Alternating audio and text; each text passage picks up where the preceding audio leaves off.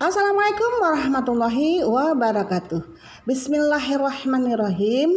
Apa kabar teman-teman semua, teman-teman guru, teman-teman pengajian, teman-teman di TikTok, teman-teman dimanapun berada. Kembali kita di Renungan Pagi.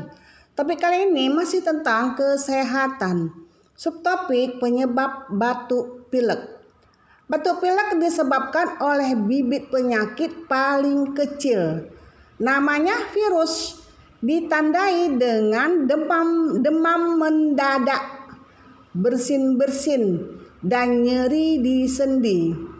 Penyakit ini mereda dengan istirahat, makan makanan yang bergizi, dan berolahraga. Virus batuk pilek mudah ditularkan melalui udara ketika kita batuk yang disemprotkan ke udara mengandung virus. Kita dapat tertularkan batuk pilek karena virus belum ada obatnya. Belum semua penyakit virus dapat diobati.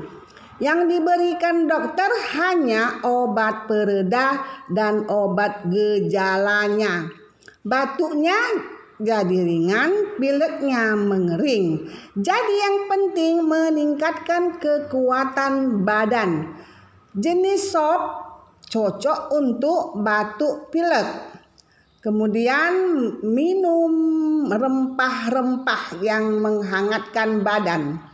Banyak minum air panas dan mengkonsumsi buah-buahan segar. Nah teman-teman, itulah tadi tentang penyebab batuk pilek. Jadi kalau batuk pilek itu bervirus. Kalau kita batuk pilek, kita istirahat di rumah. Kenapa? Karena batuk pilek dapat menularkan kuman kepada orang lain. Nah, banyak jenis-jenis penyakit yang kita belum pelajari ya. Penyakit menurun, buta warna, infeksi, penyakit tipus, influenza, gondok, biri-biri, kekurangan zat makanan.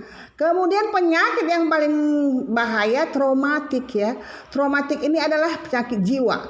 Kejadian peristiwa buruk yang membekas pada jiwa penderita. Nah kalau ini penyakit jiwa ya, kita harus banyak mengalihkan perhatian. Alihkanlah perhatianmu ke pelajaran. Jadi jangan kita terus berpikir yang peristiwa buruk yang membekas pada jiwa kita. Nah teman-teman, demikianlah dulu tentang renungan pagi kita kali ini yang berjudul penyakit batuk pilek. Teman-teman, itulah tadi, mudah-mudahan ada manfaatnya sedikit ilmu yang saya berikan. Kalaupun ada kesalahan kata saya mohon maaf, atau susunan kalimat yang kurang pas saya juga mohon maaf. Ya, menurut firman Allah Subhanahu wa taala, buatlah kebaikan walaupun bukan dengan uang aja kita berbuat baik ya, dengan tulisan kita mudah-mudahan menjadi amal dan ibadah kita. Wabillahi taufiq wal hidayah. Assalamualaikum warahmatullahi wabarakatuh.